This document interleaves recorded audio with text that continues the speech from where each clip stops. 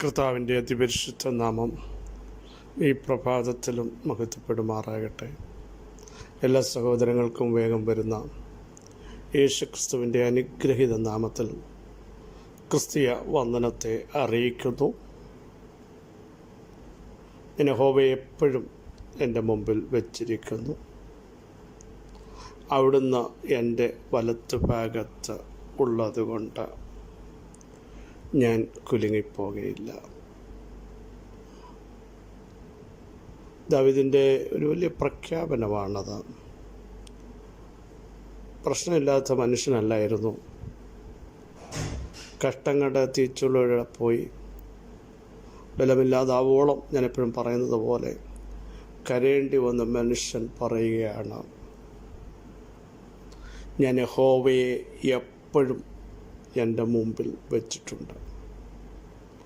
34 സങ്കീർത്തനത്തിൽ അതാണ് പറയുന്നത്, ഞാൻ യഹോവയെ എല്ലാ കാലത്തും വാഴ്ത്തും, ജീവനുള്ളെന്നും ഞാൻ യഹോവയ്ക്ക് സ്തോത്രം ചെയ്യും. മറ്റൊരു സങ്കീർത്തനത്തിൽ പറയുന്നു, ഞാനുള്ള കാലത്തോളം എൻ്റെ ദൈവത്തെ കീർത്തിക്കും. ഇത്ര ധൈര്യമായിട്ടാണ് പറയുന്നത്. സഹോദരങ്ങളെ, ഇന്ന് പകലിലും നമുക്കുമത് പറയാൻ വ്യക്തമായി കഴിയണം. അവിടുന്ന് എൻ്റെ വലത്ത് ഭാഗത്തുണ്ട്, ഞാൻ യഹോവയെ എൻ്റെ മുമ്പിൽ വെച്ചിട്ടുണ്ട് എപ്പോഴും. അതുകൊണ്ട് എനിക്കൊരു ഉറപ്പുണ്ട്, ഞാൻ കുലുങ്ങിപ്പോകത്തില്ല. ഈ പകലും ആ ഉറപ്പുള്ളവർ ദൈവത്തിന് സ്തോത്രം ചെയ്യണം. തുടക്കത്തിൽ പറഞ്ഞതുപോലെ തൻ്റെ അകത്ത വിശ്വാസം താൻ പ്രഖ്യാപിക്കുകയാണ്.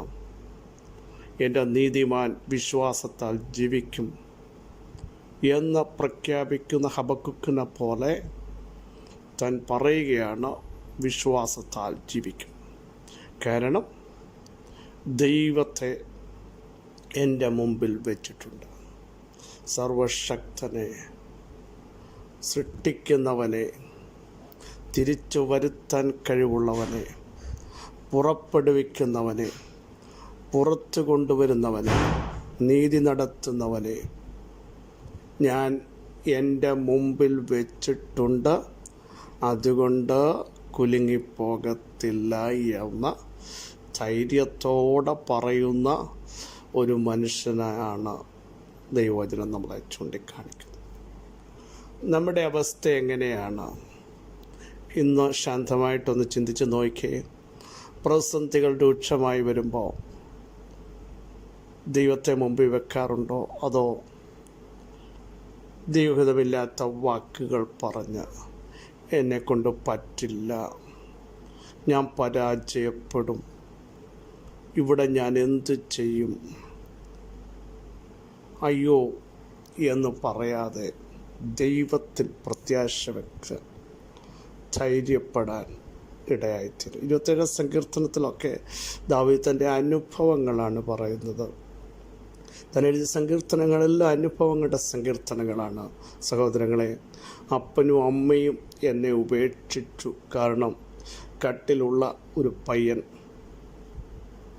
പ്രാധാന്യം അധികം കൊടുക്കാതിരുന്നു. നമുക്കറിയാം, ശമൂവേൽ വന്ന് ചോദിച്ചപ്പോഴും, പ്രത്യേകമായൊരു ഫംഗ്ഷന് വേണ്ടി ശമൂവേൽ അവിടെ വന്നപ്പോഴും ഈ പയ്യൻ അവിടെ ഇല്ല.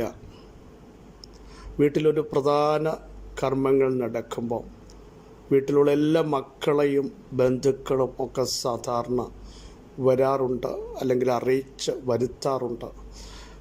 ഇവിടെ ദാവീദിനെ വരുത്തിയില്ല. അതിൻ്റെ അർത്ഥം വലിയ പ്രാധാന്യം കൊടുത്തില്ല. ദാവീദ് അതൊക്കെ ഓർത്ത് പറയുകയാണ്, എൻ്റെ അപ്പനും അമ്മയും എന്നെ ഉപേക്ഷിച്ചു, പക്ഷേ യഹോവ എന്നെ ചേർത്തു. പലരും ഉപേക്ഷിക്കുമ്പോഴും മാറ്റി നിർത്തുമ്പോഴും ചേർക്കുന്നൊരു ദൈവമുണ്ട്, നടത്തുന്നൊരു ദൈവമുണ്ട്, വാഗ്ദത്തങ്ങളിലേക്ക് പ്രവേശിപ്പിക്കുന്ന ഒരു ദൈവമുണ്ട്. എല്ലാവരും മാറ്റി നിർത്തുമ്പോഴാണ് വിളിച്ചു വരുത്തി, തിരുവെഴുത്ത് പറയുന്നത് പോലെ, കണ്ടെത്തി അഭിഷേകം ചെയ്യുന്നത്. ആ ഒരു തലം നിങ്ങളൊന്ന് ചിന്തിച്ച് നോക്കിയേ. അങ്ങനെയെങ്കിൽ ദാവീദിന് പറയാൻ വീണ്ടും കഴിയും അതേ വാക്യം, ഞാൻ യഹോവയെ എപ്പോഴും എൻ്റെ മുമ്പിൽ വെച്ചിട്ടുണ്ട്. അതുകൊണ്ട് ജീവൻ്റെ വഴി, ജീവിപ്പിക്കുന്ന വഴി എനിക്ക് ദൈവം കാണിച്ചു തരും എന്ന പ്രഖ്യാപനം ഇന്ന് പകലിലും നമ്മുടെ അകത്ത് നിന്ന് ഉണ്ടാകട്ടെ. സെക്കരിയ 2:10 നമുക്കെല്ലാം സുപരിതമാണല്ലോ. സിയോൻ പുത്രിയെ ഘോഷിച്ച് ഉല്ലസിച്ച് സന്തോഷിക്കാം. ഇതാ ഞാൻ വരുന്നു, ഞാൻ നിൻ്റെ മധ്യ വസിക്കുമെന്ന് യഹോവയുടെ അരുളപ്പാട്. തൻ്റെ ജനത്തോട് ദൈവം പറയുകയാണ്, നിങ്ങൾ ഘോഷിക്കണം, ഉല്ലസിക്കണം, സന്തോഷിക്കണം, ഞാൻ നിങ്ങളുടെ മധ്യം വരാൻ പോകുകയാണ്. ഈ പകൽ ആ ഒരു ശബ്ദം തൻ്റെ ജനം കേൾക്കണം. ദൈവം നമ്മുടെ മധ്യം വരാൻ പോകുകയാണ്. ഉറപ്പായിട്ട് പറ, ദൈവം എൻ്റെ മധ്യം വന്നിട്ടുണ്ട്, ഞാൻ അത് വിശ്വസിക്കുന്നു. സഹോദരങ്ങളെ, കർത്താവ് നമ്മുടെ അകത്തുണ്ട്. അവിടുന്ന് വന്നാൽ പരാജയങ്ങളല്ല നമ്മൾ കാണേണ്ടത്.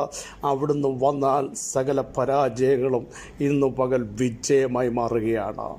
അവിടുന്ന് വന്നാൽ മരണത്തിൻ്റെ ശക്തികൾ മാറുകയാണ്. അവിടുന്ന് വന്നാൽ നിരാശകൾ പ്രത്യാശയായി മാറും. അവിടുന്ന് നമ്മുടെ മധ്യം ഉണ്ടെങ്കിൽ വിലാപങ്ങൾ നൃത്തമായി മാറും. സിയോൻ പുത്രി കണ്ടോ, അഡ്രസ്സ് ചെയ്തിട്ട് പറയുകയാണ്, നിങ്ങൾ സന്തോഷിക്കണം, മറ്റൊന്നിനെ പറ്റിയും നിങ്ങൾ ചിന്തിക്കേണ്ട. നിങ്ങളുടെ രാജാവ് നിങ്ങളുടെ അകത്തുണ്ട്. മരണത്തെ ജയിച്ചവൻ, തുടക്കത്തിൽ പറഞ്ഞതുപോലെ പാതാളത്തെ വെല്ലുവിളിച്ചവൻ, അമർത്യതയുള്ളവൻ നമ്മുടെ അകത്ത് വന്നിട്ടുണ്ട്. നമ്മുടെ വിഷയത്തിൻ്റെ അകത്ത് വന്നിട്ടുണ്ട്. അവിടുന്ന് ജയിച്ച് വന്നവനാകയാൽ നമ്മൾ ജയിക്കും. സ്തോത്രം. ജയിച്ചവൻ്റെ പുറകെയാണ് നമ്മൾ യാത്ര ചെയ്യുന്നത്. അതിലും വലിയ പ്രത്യാശ, അവിടുന്ന് രാജാതി രാജാവും കർത്താതി കർത്താവുമായി വീണ്ടും നമ്മെ ചേർക്കാൻ വരാൻ പോകുകയാണ്. വീണ്ടും വരാൻ പോകുകയാണ്. നമ്മെ ചേർക്കാൻ അവിടുന്ന് വീണ്ടും വരും. സ്തോത്രം, സ്തോത്രം, സ്തോത്രം. നമ്മുടെ പാപത്തിനു വേണ്ടി ഒരിക്കലായി അവിടുന്ന് വന്നു. ഈ ഭൂമിയിൽ വന്ന് മനുഷ്യനായി ജീവിച്ചു. കാൽവറിയിൽ തകർക്കപ്പെട്ടു. 3-ാം ദിവസം മരണത്തെയും പാതാളത്തെയും വെല്ലുവിളിച്ചുകൊണ്ട് ഉയർത്തെഴുന്നേറ്റു. 40-ാം ദിവസം സ്വർഗാരോഹണം ചെയ്തു. ഇനിയും തനിക്കായി കാത്തു നിൽക്കുന്നവരുടെ പ്രത്യക്ഷതയ്ക്കായി നമ്മുടെ രാജാവ് മടങ്ങി വരും. ഈ പ്രത്യാശയുള്ളവർ ഇന്നു പകൽ ധൈര്യത്തോടെ പറ, ഞാൻ ആ ദൈവത്തിൻ്റെ മഹത്വം കാണും. ആ വരവിങ്കൽ ഞാൻ ഉണ്ടാകും. ആ പ്രത്യാശ എൻ്റെ അകത്ത് വ്യാപരിക്കുന്നുണ്ട്. നിരാശയ്ക്ക് അവിടെ നിൽക്കാൻ പറ്റില്ല. സിയോൻ പുത്രിയെ, ആ വാക്യം വളരെ സത്യമാണ്. ഘോഷിച്ച് ഉല്ലസിച്ച് സന്തോഷിക്കാം. ഇതാ ഞാൻ വരുന്നു. അഡ്രസ്സ് ചെയ്തിട്ട് പറയും, ഞാൻ വരുന്നു, ഞാനാകുന്നവൻ ഞാനാകുന്നു, ഞാൻ വരുന്നു. നിൻ്റെ ന്യായവിധികളെ മാറ്റാൻ, നിൻ്റെ നിന്ദകളെ മാറ്റാൻ, നിനക്ക് വേണ്ടി നീതിയും ന്യായവും പാലിച്ചു തരാൻ. കാരണം 9-ാം വാക്യമൊക്കെ വളരെ സത്യമാണ്. തൻ്റെ ജനത്തിനെതിരെ കടന്നു കയറാൻ ശ്രമിക്കുന്ന ശക്തമായ ഒരു വെല്ലുവിളികളെ കണ്ടിട്ട് ദൈവാത്മാവ് 4-ാം വാക്യം മുതൽ പറയുന്നത് ശ്രദ്ധിക്കണമേ. യെരൂശലേം അതിലെ മനുഷ്യരുടെയും മൃഗങ്ങളുടെയും ബഹുത്വം നിമിത്തം മതിലില്ലാതെ തുറന്നു കിടക്കും എന്ന് പറയുക. എന്നാൽ ഞാൻ അതിന് ചുറ്റും തീമതിലായിരിക്കും, ഞാൻ അതിൻ്റെ നടുവിൽ മഹത്വമായിരിക്കും എന്ന് യഹോവയുടെ അരുളപ്പാട്. എന്നിട്ട് താഴോട്ട് വായിക്കുമ്പോൾ ദൈവത്തിൻ്റെ ആത്മാവ് ഇങ്ങനെ പറയുന്നു, സൈന്യങ്ങളുടെ യഹോവ ഇപ്രകാരം അരുളിച്ചെന്നിട്ട് ആ വാക്യം, നിങ്ങളോട് കവർച്ച ചെയ്ത ദാരിദ്ര്യയുടെ അടുക്കൽ അവൻ എൻ്റെ മഹത്വത്തിനായി അയച്ചിരിക്കുന്നു. നിങ്ങളെ തൊടുന്നവൻ അവൻ്റെ കൺമണിയെ തൊടുന്നു. ഞാൻ അവർ നേരെ കൈകുലുക്കും. എന്നിട്ടാണ് പറയുന്നത്, ഞാൻ നിങ്ങളുടെ അടുക്കലേക്ക് വരാൻ പോകുകയാണ്. നിങ്ങൾക്ക് വേണ്ടി യുദ്ധം ചെയ്യാൻ, എൻ്റെ മഹത്വം വെളിപ്പെടുത്താൻ, നിങ്ങളെ രക്ഷിക്കാൻ, നിങ്ങൾക്ക് വേണ്ടി തുറക്കാൻ, നിങ്ങൾക്കെതിരെ കടന്നു കയറി നിൽക്കുന്ന, നിങ്ങളുടെ അവകാശത്തെ തകർക്കാൻ ശ്രമിക്കുന്ന, മുടിക്കാൻ ശ്രമിക്കുന്ന, അതിനകത്ത് ആധിപത്യം ശ്രമിക്കുന്ന ദുഷ്ടശക്തികളെ തകർത്ത് കളയാൻ ഇതാ ഞാൻ വരികയാണ്. വിളിച്ചു പറ, ഇന്ന് പകലെൻ്റെ വിഷയത്തിന് വേണ്ടി എൻ്റെ ദൈവം ഇറങ്ങുന്നു. ഞാനത് വിശ്വസിക്കുന്നു. എൻ്റെ പ്രശ്നത്തിന് വേണ്ടി എൻ്റെ ദൈവം ഇറങ്ങുന്നു. ഞാൻ അത് വിശ്വസിക്കുന്നു. യേശുവിൻ്റെ നാമത്തിൽ വിശ്വസിച്ചുകൊണ്ട് ഇന്ന് പകൽ സ്തോത്രം ചെയ്യൂ. കർത്താവ് വന്നിരുന്നു, ഇതാ ഞാൻ വരുന്നു. പ്രിയരെ, അവിടുന്ന് വന്നാൽ ഒരു ശക്തിക്ക് നമുക്കെതിരെ നിൽക്കാൻ പറ്റില്ല. അവിടുന്ന് വന്നാൽ അത്ഭുതങ്ങൾ സംഭവിക്കും. അവിടുന്ന് വന്നാൽ ജീവൻ വെക്കാത്ത ജീവൻ വെക്കും. അവിടുന്ന് വന്നാൽ ആത്മാവിൽ നമ്മൾ ശക്തരാകും. അവിടുന്ന് വന്നാൽ നമ്മുടെ അകത്ത മനുഷ്യൻ്റെ ശക്തി ഈ പകൽ വെളിപ്പെട്ടു വരും. Praise the Lord. സകല നിരാശകളും മാറുന്ന പകൽക്കാലമാണ്. രോഗികൾ ഈ പകൽ സൗഖ്യമാകട്ടെ. നാളുകളായി ഇനി ഒന്നും നടക്കത്തില്ല, ഞാനിവിടെ അടിമപ്പെട്ടതുപോലെ ആയിരിക്കില്ല. ദൈവത്തിൻ്റെ മഹത്വത്തിന് വേണ്ടി ദൈവം ചിലത് ചെയ്യാൻ പോകുക. യേശുവിൻ്റെ നാമത്തിൽ നീ ഒറ്റപ്പെട്ടതല്ല സഹോദരി. ദൈവത്തിൻ്റെ കരം നിന്നെ ചലിപ്പിക്കാൻ പോകുക. ഈ തീച്ചുളയ്ക്കകത്ത് എൻ്റെ മഹത്വം എനിക്കൊന്ന് വെളിപ്പെടുത്തണം, ഇവിടെയും പ്രവർത്തിക്കാൻ എനിക്ക് കഴിയുമെന്ന് നിൻ്റെ വായ് കൊണ്ട് അനേകരോട് എനിക്ക് സാക്ഷ്യം പറയിപ്പിക്കണം. തളർന്നു കിടക്കുന്ന നിൻ്റെ അവകാശത്തെ എഴുന്നേൽപ്പിക്കാൻ കഴിവുള്ള ഒരു ദൈവത്തെയാണ് നീ സേവിക്കുന്നതെന്ന് ലോകത്തോട് വിളിച്ചു പറയാൻ കഴിയാൻ ഇതാ ഞാൻ വരുന്നു. നിന്നെക്കൊണ്ട് ദൈവത്തിനത് പറയിപ്പിക്കണം. ചാവാറായ ചില ശേഷിപ്പുകൾ ഈ പകൽ ശക്തിയോടെ പുറത്തു പറഞ്ഞു. യേശുവിൻ്റെ നാമത്തിൽ മഹത്വത്തിൻ്റെ പ്രത്യാശയായ ഞങ്ങളുടെ ദൈവമേ, സ്വർഗ്ഗസ്ഥ പിതാവേ, അവിടുത്തെ മഹത്വമുള്ള വചനത്തിനായി സ്തോത്രം. ഘോഷിച്ചുല്ലസിക്കാൻ പറഞ്ഞിട്ട് അങ്ങയുടെ അരുളപ്പാടിൻ്റെ ശ്രേഷ്ഠത ഇതാ ഞാൻ വരുന്നു. അവിടുന്ന് ഞങ്ങളുടെ മധ്യയെ വസിക്കുന്നു. രക്ഷിക്കുന്ന വീരനായി അവിടുന്ന് ഞങ്ങളുടെ മധ്യ വസിക്കുന്നതിനായി സ്തോത്രം. ദൈവം ഞങ്ങളുടെ മധ്യയുണ്ട്, അതുകൊണ്ട് ഞങ്ങൾ കുലുങ്ങിപ്പോകയില്ല. ഞങ്ങളുടെ മധ്യ വന്നിട്ട് അവിടുന്ന് പറയുന്നു, ഭയപ്പെടേണ്ട, നിങ്ങൾക്ക് സമാധാനം.